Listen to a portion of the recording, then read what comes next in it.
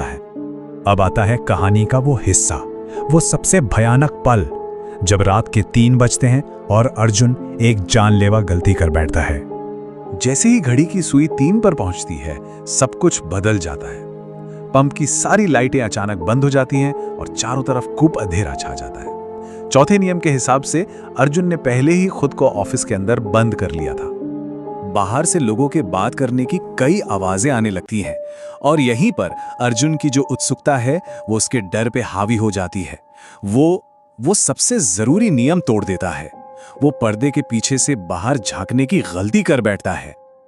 और वो जो देखता है वो किसी के भी होश उड़ाने के लिए काफी था।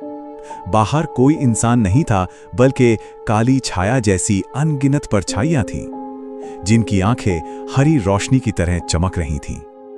और तभी ठीक उसी वक्त वही काली ऑल्टो कार वापस आती है और जोर जोर से हॉर्न बजाना शुरू कर देती है।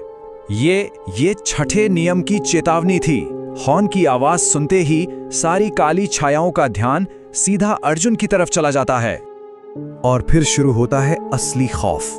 वो सारे साए ऑफिस की तरफ बढ़ने लगते हैं और दरवाजे पर जोर जोर से हमला कर देते हैं। पीटने की आवाज इतनी तेज थी कि पूरा कमरा हिलने लगता है। अर्जुन अब पूरी तरह से फंस चुका था। तो आखिर ये सब था क्या? इस खौफ के पीछे का राज क्या था?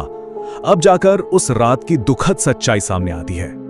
अगली सुबह पंप का मालिक नवीन सिंह अर्जुन को इस पूरी घटना के पीछे की कहानी बताता है। वो समझाता है कि जब किसी की मौत अचानक या अप्राकृतिक तरीके से होती है तो उसकी आत्मा को कभी-कभी एहसास ही नहीं होता कि वो मर चुकी है। वो एक लूप में फंस जाती है और अपनी मौत के पलों को हर रोज दोहराती है। और अब उन सारे अजीब नियमों का मतलब भी साफ होने लगता है।